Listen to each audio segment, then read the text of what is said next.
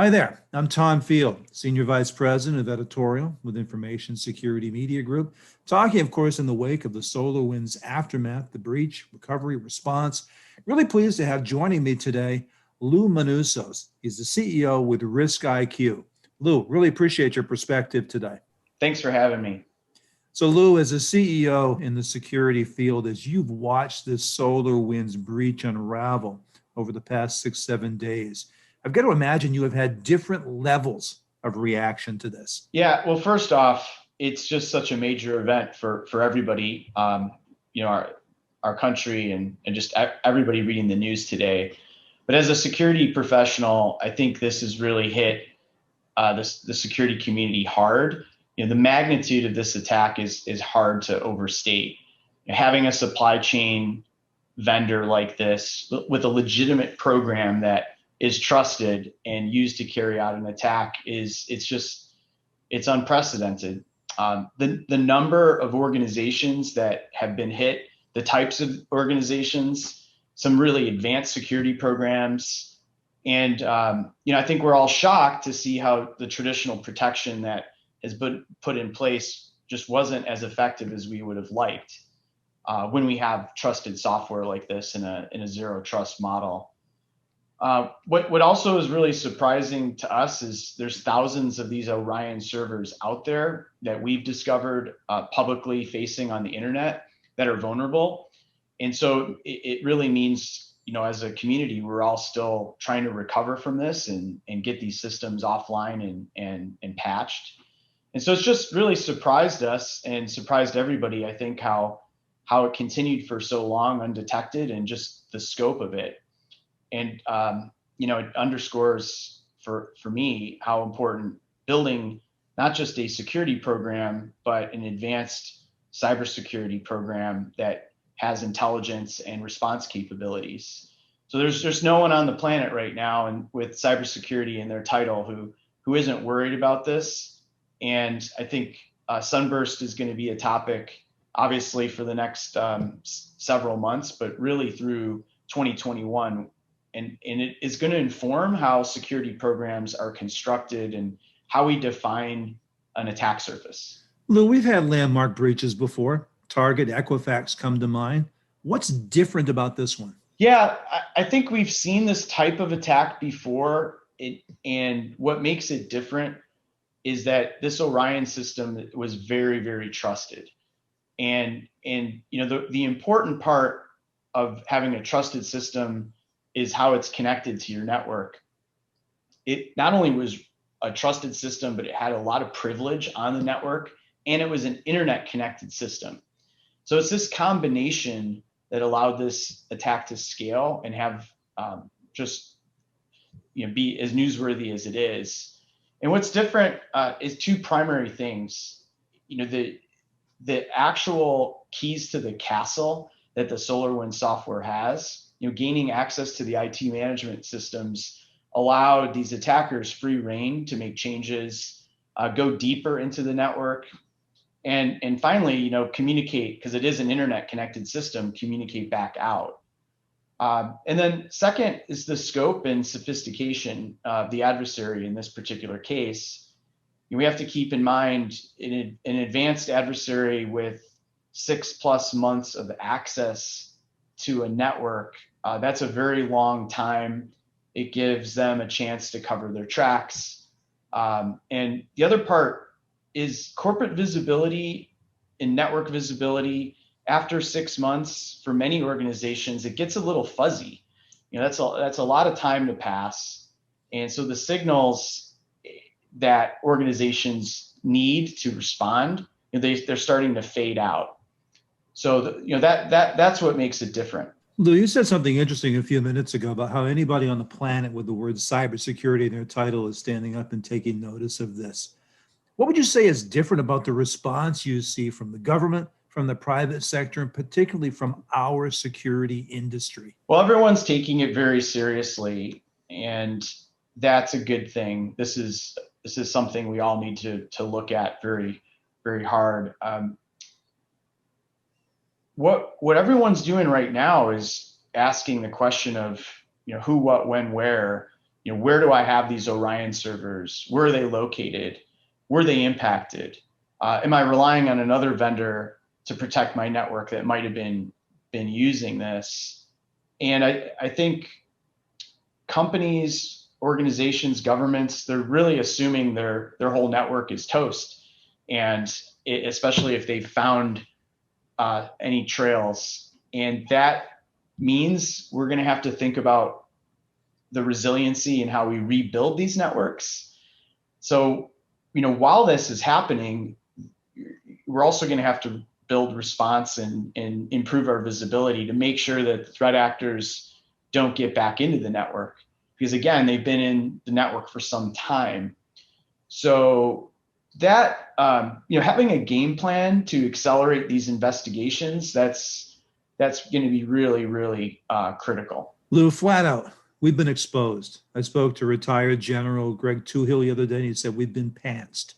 How must we, as an industry, as a nation, respond? Well, at RiskIQ, we've been digging into this with our customers. We have over 400 of the Global 2000 as customers, working with many different government agencies on this. It's a top priority right now. We've built a game plan to accelerate investigations and help our customers, our partners, our friends, answer the number one question that everybody has right now. Am I impacted? And if so, how bad is it? And, we've learned a lot in the last few days. First off is that visibility from the internet perspective, it helps us understand who is running this technology. We, as of just this morning, have observed over 4,000 different systems that are still running suspect and versions of Orion. And these systems are likely unknown to organizations because they really should be offline. They shouldn't be online. RiskIQ shouldn't be seeing these systems in our data sets. And with DHS and others recommending that we turn off this system, I think there's a lot more that can be done. So the prudent thing to do right now is use RiskIQ's collection, our visibility to help you find, and that's what we've been really working on, is find these Orion systems and make sure that they're contained. Given that this is a supply chain attack, many people have outsourced the management of their IT. And so maybe one of your suppliers or important business partners was using this technology, and that allowed that foothold to get into your network. So, it may not show up on your asset inventory, but it's on one of your service providers or partners. So that's pretty scary stuff. And not only do you need to understand the impact on the network that you run, but what about everyone else that you're working with? So in this case, it really takes data and visibility to detect this. FireEye said early on that you can see and detect this threat using DNS and internet scale data sets, certificate data, the types of data sets that RiskIQ provides. And the attackers did leave little breadcrumb trails in our data sets as the network was breached. And so it's important to think about that and to use that to respond. We've also been thinking about how to detect this going forward, and working with our data science team and deploy signatures for what we did observe, so that this exact event could be more easily detected going forward. But incidents happen, and advanced adversaries are good at this. So it's really about automating the forensic investigation and easing the burden on responders who are all working 24/7. So that's why we're here. We want to support those forensic investigations and our customers that are just working really hard right now. Lou, how does this past week, this experience, reinforce what you're doing at RiskIQ? So we know Sunburst in this attack leaves trails in internet data sets. And that's what we do at RiskIQ. We look at these internet data sets, we build them. We know the attack leaves a digital footprint, And attack surface management and intelligence are a key component to detecting this and completing these investigations. So we have a world-class investigations capability. Thousands of the best security analysts right now, this moment, are actually using RiskIQ to track down these adversaries. And they're doing that by linking the threat infrastructure as they're finding it. And in some cases, we are working to dismantle this infrastructure and tear it down so it can't be used again. In other cases, it's investigating and making sure that we weren't breached. I mean, a lot of people want the absence of an IOC on their network. So that's been really important. We've put intelligence into our community products. So these are our free capabilities that any IR team can sign up for RiskIQ community and make use of what we're learning. As we're learning it, we're updating that every hour. And investigators can leverage this community and just work together as a team to get this thing taken care of. And so we've released some tools on GitHub, make it easier for people to take our internet data and apply it inside their network. So we're really coordinating with as many people as we can. It's going to be a real team effort here, and then certainly from our customers of our products, all of our products are now updated to help you track down Orion and to expedite remediation of Sunburst. Well, Lou, we're going into a new year. We've got some fresh wounds.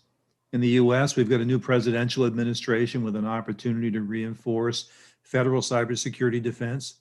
You know the old saying, those who fail to learn from history, you know how that ends. What lessons do we need to take away from this most public of breaches that we've experienced? Well, breaches happen, and this is no exception. So we have to be ready. Organizations need to be able to hunt and respond, and intelligence is key. Data is key. So if you don't have the intelligence, you can't respond rapidly.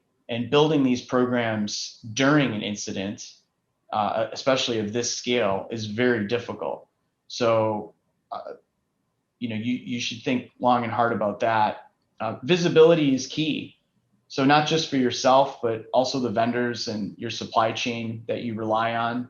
And if you're blind to this, you're going to fall victim to these types of supply chain attacks again at some point.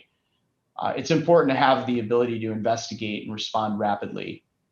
I spoke to many customers in the last 3 days, and one of them was telling me earlier today, some of the challenges of rolling the clock back, to the March timeframe. Things get very fuzzy, and not all the logs are there. Sometimes information gets deleted or just difficult to pull together. So, short term, victim lists need to be built, and there's certainly more that's coming out every day. So I think that's a really big focus. You need to understand what your attack surface looks like right now if you have this on your network, and that's going to be something that's going to take time. And and if you have the data and the intelligence, we want to have more data and intelligence than the adversary, and that's really where we're trying to tilt the scales right now. Is adversaries have the advantage right now. Every day that goes on in this particular incident, more data is coming to light, and that's giving us better visibility into this threat actor, and moving forward how we might respond to this type of incident. So if you need assistance, you're listening to this video, RiskIQ is offering Sunburst Rapid Response. So we have our free capabilities up at RiskIQ Community. We can help you find Orion on your networks or on your partners' networks. We can look for the footprints and the trails that this attack leaves for inside your own organization. And we can just work with you to better assess the security program, and your attack surface. Lou, you mentioned the conversations with your customers. I've talked with a number of CISOs this week, and the message has been consistent is we just want a way to ensure that the product we receive from our vendors is secure. What's been your message to your customers this week? I'm sure they've had some tough questions. For us, as we focus on the intelligence and the data, the visibility, this puts us in an interesting spot to help people. Investigations are a big part about what we do, and so that's really where the conversation's been focused.